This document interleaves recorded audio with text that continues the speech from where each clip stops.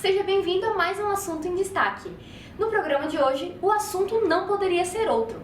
Nós, mulheres, escolhemos o lugar que queremos estar, pois graças a uma luta contínua, hoje temos liberdade para isso.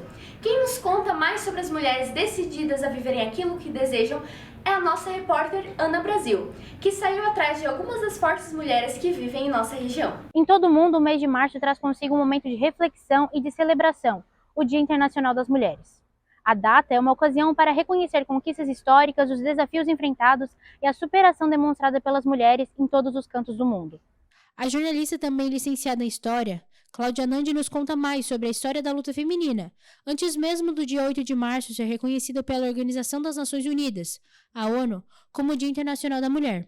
Importante destacar, em primeiro lugar, que já no final do século XIX a gente tem um movimento grande de mulheres que reivindicam direitos, entre eles, por exemplo, o direito de voto, né? Mas não o único, não é o único dos direitos reivindicados naquele momento. Mas em 1911 acontece um grande incêndio em Nova York que marca, que destaca, né, essa reivindicação. Nesse incêndio morrem mais de 100 pessoas, entre elas a maioria é mulheres. E essas mortes acontecem em grande parte pelas condições de trabalho em que essas pessoas viviam, né, em que essas pessoas atuavam, porque as portas todas ficavam fechadas para que elas não saíssem nos horários de intervalo, enfim, para que elas não saíssem do ambiente de trabalho.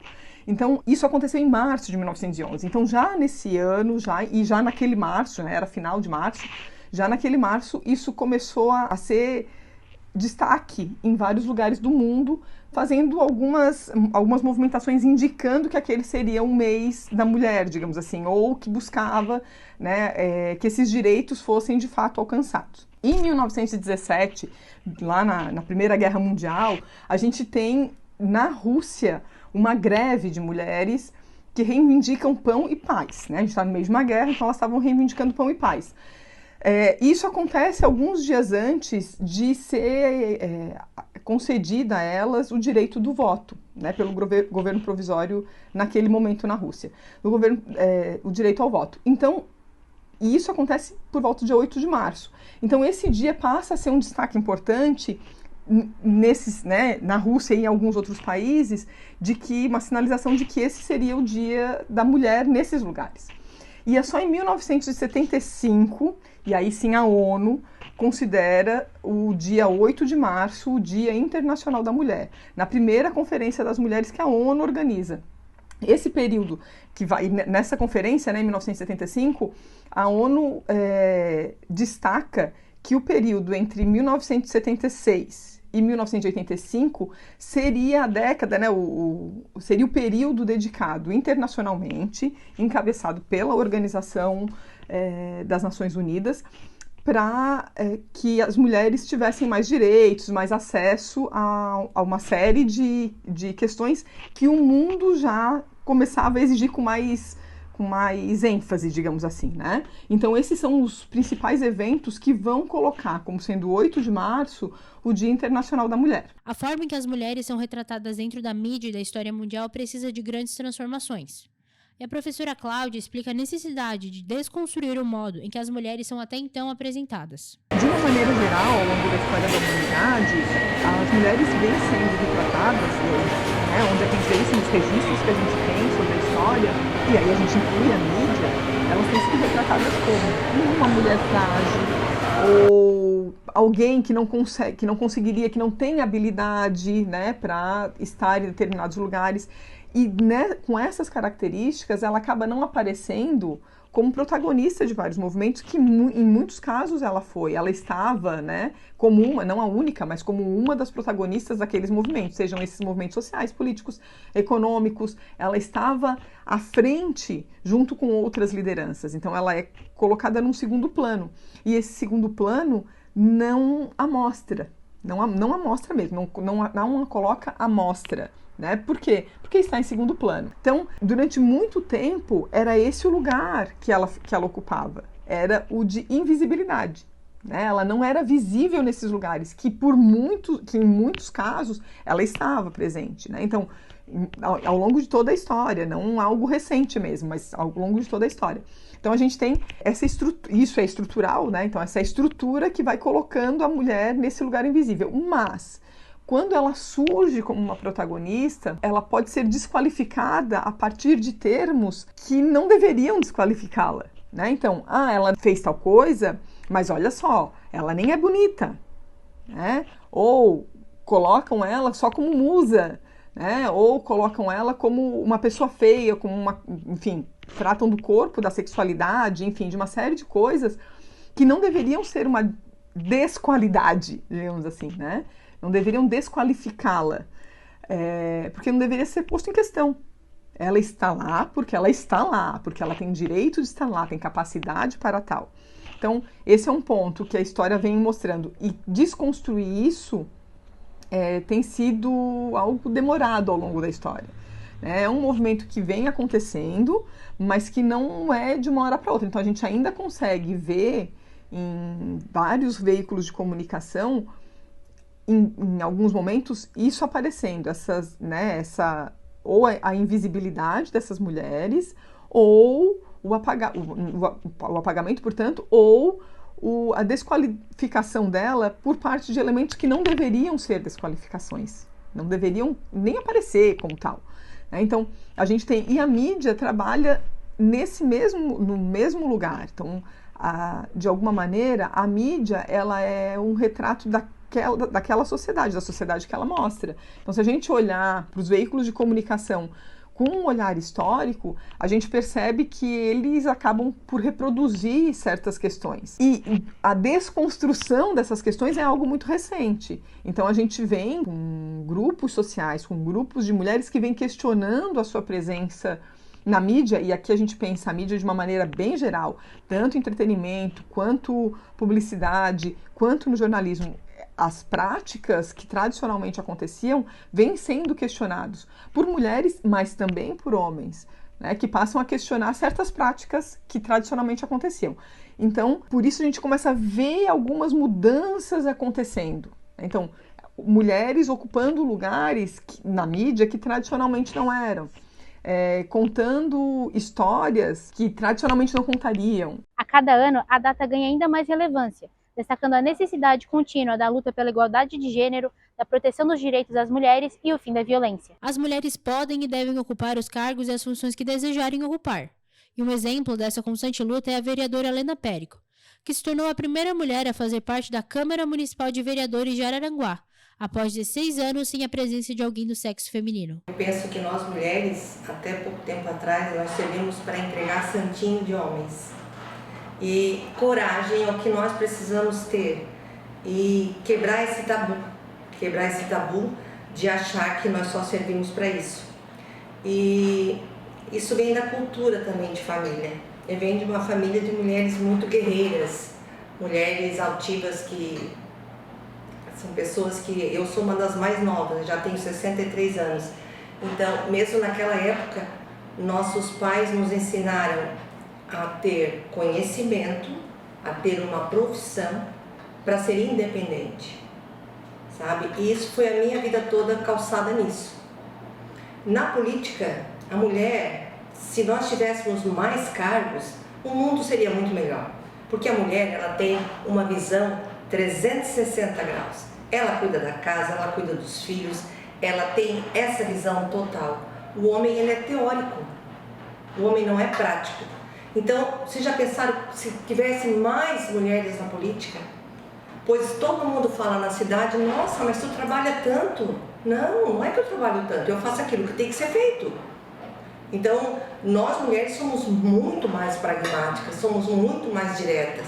E o que nos falta é ter coragem de colocar a sua foto num santinho, mostrar a sua história, a sua identidade. Foi o que eu fiz. Há 3 anos e meio atrás, ninguém acreditava que nós íamos chegar aqui. E eu sempre acreditei, porque eu tinha uma história de vida, de trabalho, o lado social, o lado educacional, o lado família. Tinha, e a política hoje, ela mudou muito. O tapinha nas costas, o toma lá da cá, não serve mais. As pessoas querem ver pessoas que trabalham pela nossa cidade, sabe? Essa é a diferença primordial. A mulher desde muito cedo é colocada em um jogo de interesse, onde na maioria dos casos todos os interesses importam, menos o da própria mulher. Por isso conversamos com uma importante voz feminina em Araranguá. A delegada Eliane Chaves tem realizado um trabalho excepcional em prol das mulheres da nossa região. Penso que nós não devemos esquecer as conquistas que as mulheres tiveram nos últimos anos, últimas décadas, né?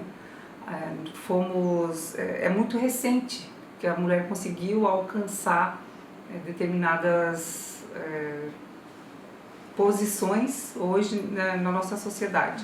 Há pouquíssimo tempo nós precisávamos de autorização do marido ou do pai até para assumir um posto de trabalho, para assinar a carteira e começar a trabalhar, para viajar. Então, essas conquistas, né, que foram acontecendo a partir aí do início aí do século passado, elas vêm acontecendo de forma gradativa.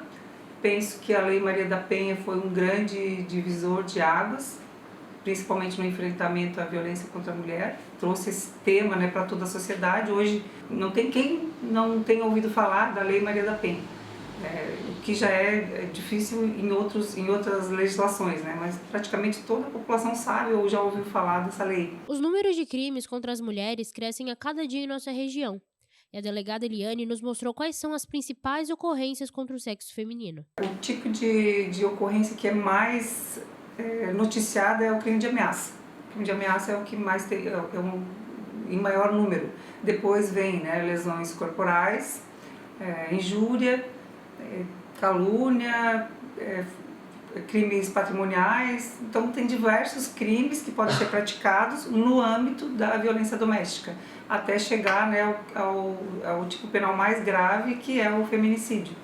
As vozes das mulheres fortes são uma motivação para aquelas que desejam, a cada dia, realizar novas conquistas. Eliane Chaves, Lena Périco e Cláudia Nandi são apenas algumas dessas fortes mulheres que vivem em nosso estado. A minha mensagem é para que as mulheres não tenham medo de assumir o seu lugar na sociedade. Que não é preciso ser forte o tempo todo. A gente sempre pensa que pode carregar o mundo nas costas, que aceitemos a nossa vulnerabilidade. E é um dia de reflexão, mas também é um dia para comemorar. Depois desses relatos, vamos para um breve intervalo. E na volta estarei recebendo Michele Nishimura.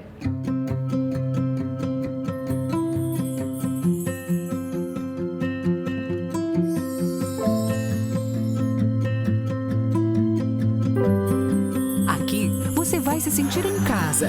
No Center Shopping é assim. Um shopping moderno, completo e aconchegante. Com crediário próprio, cinema 3D, praça de alimentação completa e mais de 70 lojas. Isso é Center Shopping Araranguá. Você vai se sentir em casa. Tire suas dúvidas sobre serviços de despachantes em Araranguá com a Despachante Placar. A satisfação do cliente em ter a documentação do seu veículo de forma segura, com colaboradores experientes para dar agilidade em serviços de licenciamento, emplacamento, transferência de propriedade, entre outros serviços. Despachante Placar, de segunda a sábado, em horário comercial.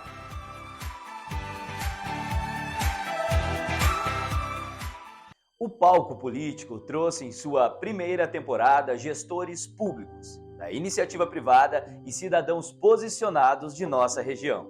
2024 chegou e, juntamente com o novo ano, uma nova temporada de novidades para você. Serão novos quadros, novos entrevistados e novos questionamentos. O intuito de trazer para você, nosso web espectador, as informações e acontecimentos da política. Enquanto preparamos a segunda temporada, você pode rever todas as entrevistas da temporada 1 em nosso canal no YouTube. E agora surge um questionamento. Quem você gostaria de ver neste palco político tecendo seus comentários e opiniões? O próximo pode ser você. Palco Político, comigo, Bruno Guimarães. Nosso palco, suas ideias. Já estamos de volta com uma ilustre presença. Ela que já passou por muitos altos e baixos, veio hoje contar para nós a sua história. Seja bem-vindo ao Assunto em Destaque, Michele. Obrigada, Mariana. É um prazer estar aqui com vocês e compartilhar um pouquinho da minha história, né, dentro aqui de Araranguá e toda a região. Imagina, o prazer é todo nosso. Então, conta um pouco da sua história, quem é a Michele, como você chegou onde está, eu sei que você é empresária. Obrigada, Mariana. É um prazer estar aqui com vocês. Compartilhar um pouquinho da minha história me faz sentir honrada, até pela minha família. Sou natural de São Paulo, venho de uma família japonesa, com uma parte italiana e portuguesa, e cresci nesse meio, né, com muitos projetos através do meu pai, da minha mãe, e no decorrer de muitos anos, a gente imagina como jovem ter uma profissão, a gente imagina ter uma vida de família, ser mãe, mas as coisas acontecem de forma diferente. Então, até, na verdade, me sinto bem honrada pelo convite, porque eu imaginei do que transmitir às mulheres que estão hoje nos escutando. Como mãe, a gente, quando mulher, né, como mulher, na verdade, quando a gente casa, a gente imagina ter uma família, filhos, e a gente traz em nossa mente, remete em nossa mente, e ter sempre aquela lembrança de ter uma família feliz, né? Não que eu não tivesse, mas no decorrer da minha vida, quando eu casei, eu tive a Carol, né? Tive a Stephanie, Pablo Davi, hoje sou mãe também do Arthur, da Sofia e do Theo. Então, só que dentro disso tudo, eu tive alguns problemas de saúde com meus filhos e não imaginei que haveria isso. Então, casei muito cedo, muito nova, com 18 anos, meus filhos ficaram doentes, fui para o Japão, morei 10 anos lá, né? Falo, leio e escrevo japonês, e então, assim, tudo é uma novidade na vida da gente, né? Como eu falo, né? E com 18 anos, 19 anos, sendo mãe, é uma experiência muito nova. Mas o que eu não imaginava era ter os filhos doentes, né? Então, com 21 anos, eu ganhei a Stephanie. Depois de algum tempo, descobri que ela estava doente. Fui para o Japão. Ela permaneceu aqui junto com a irmã, onde a gente descobriu que ela tinha uma doença degenerativa e progressiva, que se chama leucodistrofia metacromática. Foi muito difícil. Em seguida, depois, lá no Japão, tive uma nova gravidez, que foi o Pablo Davi, onde, mais uma vez, descobri que ele também estava com a mesma doença. E no prazo de 1 ano e meio, eu perdi os 2 filhos. Ela faleceu com 7 e ele com 3 anos. E como superar isso, né? Quantos sonhos a mulher não tem? Então, em comemoração ao Dia da Mulher, eu digo assim que a mulher, ela tem uma força especial da natureza própria. E dentro de nós, eu acho que o sonho de mulher, o sonho de ser mãe, o sonho de ser alguém, é o que sempre faz a gente continuar, né? E disso, quando eu vim embora para Santa Catarina, que foi em 2011, de volta, que eu botei o pé em Araranguá novamente, eu retomei como mãe, vim embora, me separei. Então, eu cheguei aqui na cidade de Araranguá, zero, sem dinheiro, sem nada. E eu me orgulho muito disso, porque às vezes as pessoas olham pra gente e falam, poxa, é aquela lá que é empresária, hoje ela tem uma empresa, hoje ela faz casamento. Mas quem é a Michele? A Michele é aquela que chegou aqui sem nenhum real. É a Michele que chegou com R$500 emprestado, uma filha e 2 filhos enterrados. E foi muito difícil. E eu vou dizer, eu nunca me envergonhei da pessoa que eu sou. Comecei a trabalhar, entrei dentro da AM Formaturas, onde nós nos conhecemos, né? Fiz a sua formatura também. E dali eu comecei uma nova meta, um novo objetivo, ser feliz. Trazer uma felicidade à minha filha e ter a minha própria realização pessoal como pessoa.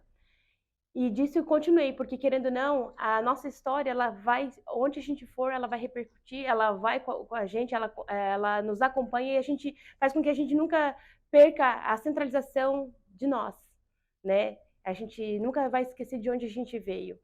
Então, eu comecei a trabalhar e dali foi vindo outras oportunidades, onde surgiu o casamento, onde eu abri minha própria empresa, me desliguei, entrei numa nova empresa e fui dando sequência da minha vida. Então veio o Arthur, a Sofia, e depois um novo casamento que chegou o Andrews, né? E chegou o Theo, que é uma realização, né? Então hoje eu falo assim, Michele, valeu a pena? Tudo valeu a pena. Por mais que eu tenha perdido os meus filhos, né? A Carol hoje, que é a minha mais velha, eu tenho um neto, já sou vó, e com muito orgulho sou vó, né? Realizar o sonho das pessoas não tem preço. Então, cada vez que eu faço um casamento, eu me realizo junto. É como se eu estivesse casando. Quando eu faço uma celebração, é como cada vez que eu faço uma história, eu penso na minha história. E eu penso como eu posso melhorar aquela história, como eu posso melhorar aquelas vidas que estão casando, como eu posso melhorar aquele 15 anos daquela menina que está chegando, né? Aquela transformação de menina para mulher, como ela pode ser melhor. Então, hoje, na verdade, tudo que eu trabalho, toda a minha vida de história, de mulher, de empresária, de mãe, de vó, tudo, ela se engloba a uma só. Eu tento ser melhor em todas as minhas áreas da minha vida. Então, com toda essa história, você veio de São Paulo até para Araranguá, como aconteceu? Por que você escolheu a região sul aqui de Santa Catarina? Pois é, uma ótima pergunta.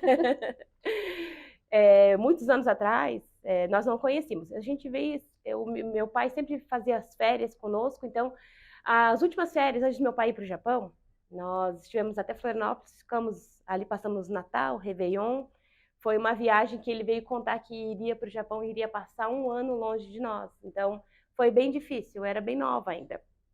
Então, em seguida do que ele foi para lá, eu tinha uma tia que veio passear para cá, para a região sul, e ficou.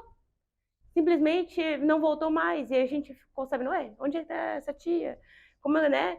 E aí descobrimos que ela estava aqui na cidade de Araranguá. Ela mandou um vídeo para nós contando, mostrando os cânions, mostrando a praia, mostrando as dunas, né? Tudo. E a gente veio então visitar essa tia, e onde minha mãe já se apaixonou por Araranguá, comprou uma casa ali na Lagoa da Serra, e a gente fez parte de Araranguá a partir daquele momento. Aquele ano foi em 91, no ano de 91, né? Em seguida eu fui para o Japão, né? Fui para estudar, minha mãe foi para lá também, meu pai já estava no Japão, meu pai voltou, veio ao Brasil, voltou para o Japão, e nós fomos para lá, onde eu fui estudar, então, numa escola japonesa. Mas em seguida nós voltamos, porque eu não me adaptei de cara, assim, de princípio, no Japão. Ficou um ano lá. Sim. E tu foi estudar o quê lá no Japão? Eu estudava o ensino fundamental, que se chama o Shogaku, né, lá. Então, eu estudei o ensino fundamental, aqui era quinta série, na época, né? Eu fiz a quinta série lá, no Japão. Mas, por não ter amigos, não falar muito a língua, não dominar, eu retornei ao Brasil. Então, eu só retornei realmente no Japão, novamente, em 99. Sim. E como foi a tua vida lá em São Paulo? Com que tu trabalhava? Como tu vivia? Na verdade, eu nunca trabalhei... Eu trabalhei com hotelaria em São Paulo quando eu retornei do Japão, né? E depois, em seguida, também estava, no caso, meus filhos doentes, eu não consegui mais trabalhar. E a gente só veio a retornar o trabalho mesmo no Japão, onde eu trabalhei com torno, né? Trabalhei com torno CNC, trabalhei com setor de qualidade na área de embalagens de cosméticos no Japão, e trabalhei também fazendo tsuyako, que é um tradutor no Japão para brasileiros. Então eu fazia tradução dentro da prefeitura, da imigração, e fazendo também as papeladas para quem gostaria de pegar os apartamentos dentro do Japão. Então, sim. E na sua época de trabalho, tinha alguém que te apoiava, cuidar dos seus filhos? Então, nesse momento que eu estava no Japão, eu estava com meus filhos no Brasil, como eu mencionei, né? Meus filhos estavam doentes, no caso, a minha filha estava doente, a minha outra filha ficou junto com a avó, né, em São Paulo, e eu fui trabalhar no Japão para que eu pudesse ter condições financeiras para manter a parte de saúde da minha filha. Porque em seguida que ela foi diagnosticada, ela ficou tetraplégica, então a gente tinha um home care em casa. Então eu tinha uma semi-UTI em casa, mais uma estrutura de oxigênio dentro do carro, e tudo isso era muito caro. Então, para manter, eu tive que abrir mão de estar com meus filhos, para eles estarem aqui sendo cuidados pela minha sogra, na época, né, pela avó, pelo vô, e eu ter condições de trabalho, no caso de financeiro, monetário, para enviar ao Brasil, para ela ter esse cuidado. Quanto tempo tu ficou no Japão enquanto seus filhos estavam aqui? Eu fiquei até 2008. Então foi bastante tempo. Nesse tempo tu via as crianças de uma forma, eles foram pra lá? Sempre. A gente teve sempre essa comunicação através do Skype na época, né? Que nem se utiliza muito mais. A velocidade da internet hoje é gigantesca, mas antigamente era pelo Skype. Utilizava MSN na época, né? Isso já conta a minha idade. Mas através disso a gente tinha todos os dias. Eu deixava geralmente uma câmera, deixei um computador para eles e a gente fazia essa visualização, conversava, se comunicava todos os dias. E como foi o processo de luto quando aconteceu com as crianças e tal, assim? Apesar da pouca idade, é um pouco difícil a gente lidar com isso, né? Olha, Mari, agora eu vou entrar numa parte mais importante que eu digo da minha vida, é a fé. A fé é o que realmente sempre me levou à frente. Quando a minha filha estava doente, eu sempre na verdade, foi onde eu tive o meu maior encontro com Deus, né? As pessoas não conhecem meu lado, porque, na verdade, sou muito reservada, conservadora, assim, né? Mas foi onde eu tive meu maior encontro com Deus. Eu lia muito, li a Bíblia 3 vezes de ponta a ponta. Nossa. Né? Porque eu queria ter uma resposta para tudo que eu estava passando. Foi quando eu disse para Deus, olha, Deus, eu sei, ali eu li que o Senhor pode falar até através das pedras, mas se o Senhor fala, então fala comigo, eu disse para Deus, porque eu quero uma resposta para saber o que vai ser da minha filha. E eu ouvi audível. Eu ouvi audível e foi um momento assim especial, que Deus falou comigo que ia recolher ela, e naquele mesmo ano, depois de 2 meses, ela veio a falecer. Então, assim, eu falo assim que Deus, ele é um Deus que ele realmente, ele prepara a gente para todos os momentos da vida. E com certeza isso fez você a pessoa que tu é hoje, né? É uma história muito emocionante, não só eu, como toda a produção se emocionou, olhava para um, olhava para outro, tava todo mundo chorando. E a gente quer ouvir mais, né? Mas a gente precisa ir para um breve intervalo e no próximo bloco a Michelle continua com a sua história.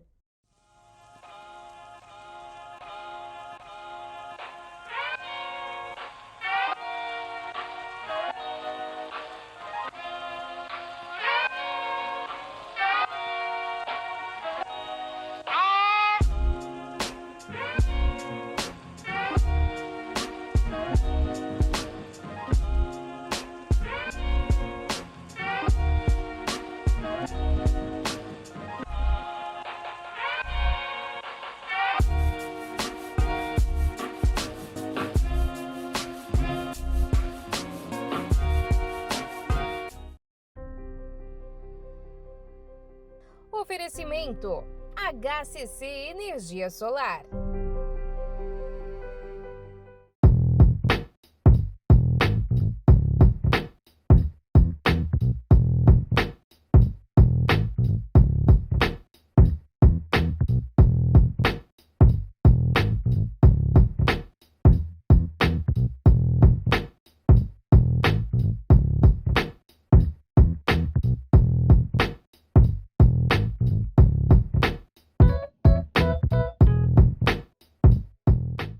O assunto em destaque voltou. E agora eu quero saber, Michelle, como que surgiu essa ideia de trabalhar como cerimonialista, fazendo casamentos? Então, na verdade, assim, sempre gostei dessa parte de casamentos. Desde novinha, eu sempre recortei os vestidos de noiva, tudo. Mas surgiu uma oportunidade, o primeiro casamento mesmo que eu fiz foi no Japão, de uma amiga. Ela disse que ia casar, que queria, não sabia como ia fazer decoração, e eu lá, né, olhei e disse, não, vou fazer. E tu tinha que idade? Ai, agora tu me pegou. Quantos anos eu tinha? Acho que eu tinha 20, 22 anos, 23 anos. É um sonho que vem bem desde nova, né? Bem de novinha. Então ali, né, fiz o casamento dela e da Juliana e do Motoca, que a gente fala, né? Tenho até amizade com eles até hoje. Ela, até na verdade, recentemente ela faleceu. Depois eu fiz da Tati, mais um outro casamento no Japão também. E quando eu retornei ao Brasil, né, depois da situação que eu fui morar em Londrina, lá, então eu entrei para a Avon, né? Fui trabalhar para a Avon, onde eu fazia desenvolvimento de vendas com as mulheres. Onde eu comecei a fazer realmente a parte de eventos para a Avon. Então, nós realizávamos campanhas, nas campanhas de Dia das Mães, Dia dos Namorados, Natal, né? Tudo isso, e a gente criava um evento para fazer desenvolvimento de vendas com as revendedoras. E ali foi aprimorando. Então, e quando cheguei aqui em Santa Catarina, que eu entrei para a M Formaturas, onde eu realmente assim, me encontrei no evento. Dizer, poxa, é uma coisa que eu gosto, quero continuar, e a oportunidade foi surgindo. Então, foi vindo a primeira noiva, a segunda, e aí foi indo. E hoje, realmente, a procura maior é pelos casamentos. Faço muito, e os bailes de debutante. Michelle, eu sei que tu tem um jeito diferenciado de celebrar casamentos, já estive presente em um que você celebrou. Eu queria saber como é que eu preparo.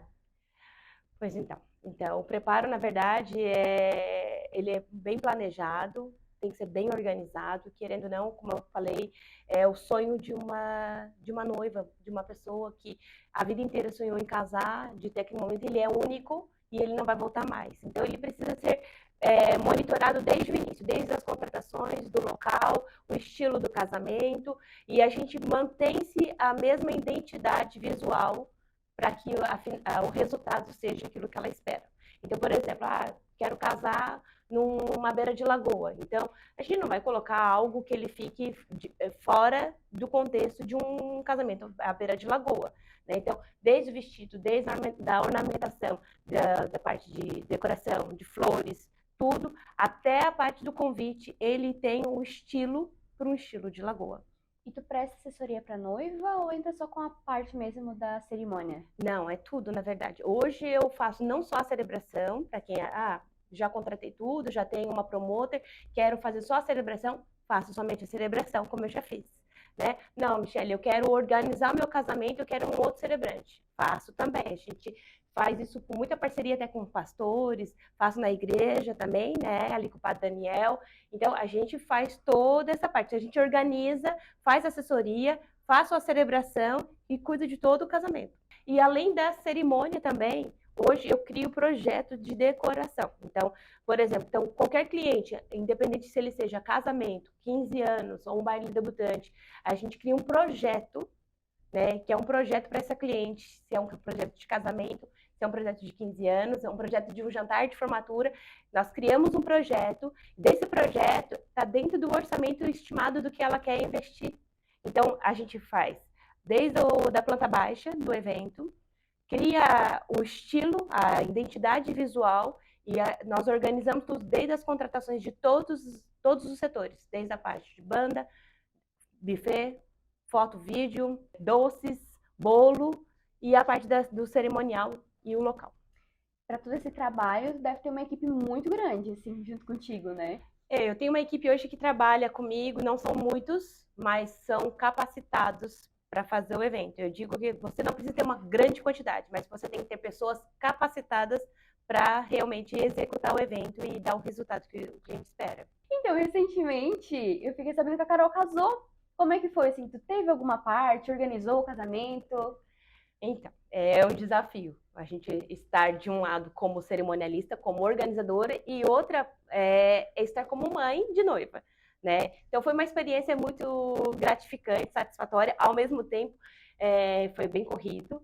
Então, a Carol realmente casou dia 23 de dezembro, já estavam há 8 anos juntos.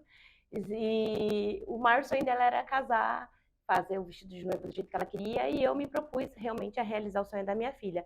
Mas fazer todo o projeto do jeito que ela queria, trouxe também um desafio, que era montar a decoração. Então, com a ajuda de decoradores daqui da região, me ajudaram, né? E eu tive, então, coloquei uma árvore, a gente colocou a parte de flores, as florais do jeito que ela queria. Então foi, assim, muito legal participar da organização do casamento da minha filha. Mas eu realmente coloquei na minha mente de que lá eu queria ser mãe, queria aproveitar o ambiente e não organizar, né? Eu queria realmente estar lá como mãe, fazer com que ela realmente se sentisse realizada como noiva. E deixa eu te fazer uma pergunta, Michele. É teu sonho fazer uma festa de casamento pra você mesma? É. E como que vai ser ter que entregar isso pra outra pessoa? Difícil. Eu imagino. Difícil porque a gente fica mais exigente, né? Com certeza. Tudo, como a minha filha falou quando ela casou, ela disse, mãe, a gente trabalha tantos casamentos e agora que eu estou como noiva, nada me agrada. Por quê? Porque a gente vê muito, né? A gente está sempre dentro do espaço de noivas, do vestido, Então, tudo é pouco para ela. E aí ela queria fazer algo que fosse exclusivo. Então, isso torna difícil. Mas eu falo, como eu disse para ela, o importante é estarmos felizes, realizando o casamento do jeito que você quer e que todos estejam num ambiente agradável, dancem, curtam, né? E o resultado seja esse. E me conta mais, quem é a Michele fora do trabalho? Quais os teus hobbies? O que você mais gosta de fazer? Tá, a Michele fora do trabalho, na verdade, assim, eu respiro trabalho. Michele fora do trabalho, Meu Michele marido trabalhando. disse que eu nunca paro. É meia-noite, eu tô no telefone. É 11h30, estava conversando com noivas hoje, que eu tenho noivinhas no Rio de Janeiro, em Itajaí, em Caxias do Sul. Então, a gente tem muitas noivinhas na região também. Mas, assim, eu respiro muito trabalho, eu gosto muito de me desenvolver, né? Eu sou uma pessoa que eu gosto de instigar tudo que tem no mercado, né? Se é o mercado hoje de ganhar dinheiro na internet, eu tô lá dentro para saber como é que funciona isso. Eu gosto de fazer uma boa leitura, de ter o hábito de fazer uma leitura de um bom livro que vai me desenvolver para ser melhor, para ter minha performance sempre melhor. Não sou 100% perfeita, não, sou uma pessoa muito simples, né? Mas eu gosto, assim, de ter meus hobbies como cantar, tocar um violão, piano, eu gosto muito, né? Eu sou uma pessoa exigente dentro da minha casa, não vou dizer que não, eu sou a Maria Faxina. Não tenho empregada, para quem acha que eu tenho, não tenho. Mas, assim, eu sou mãe, eu sou uma mulher. Como eu digo, a mulher, ela tem suas 1000 formas, né? Ela tem que se descobrir. Quando ela se autodescobrir, ela vai ver o seu potencial. E no seu potencial, ela vai desenvolver o seu melhor. E eu acho que é isso. A mulher, ela tem que realmente ver como é o seu poder, né, que ela tem e melhorar isso. Estamos chegando ao fim de mais um assunto em destaque. E com toda essa história, foi impossível não se emocionar. É possível quem não se emocionou. E, Michele, eu queria que você deixasse um recado para esse dia tão grandioso que foi o Dia das Mulheres, para todas as mulheres que estão nos vendo. Claro, Mariana. Eu digo assim para a mulher, não desista de você, não desista do seu potencial, não desista do teu propósito, não desista porque você foi feita especialmente para você gerar, para você construir, para você ser uma mulher de poder, empreendedora, mãe, esposa, ou aquilo que você determinou na sua vida. O importante é nunca desistir dos teus sonhos. Corre, que sempre é possível para todas as mulheres. Então, um feliz Dia das Mulheres para vocês. Muito obrigada, Michele, por ter vindo aqui com nós. E te esperamos numa próxima, né? Obrigada por ter participado. Imagina. Foi um prazer estar com vocês. Eu que agradeço. Quero agradecer a todos que ficaram assistindo com a gente e também desejar um feliz Dia das Mulheres para todos que estão nos assistindo. E até o próximo Assunto em Destaque.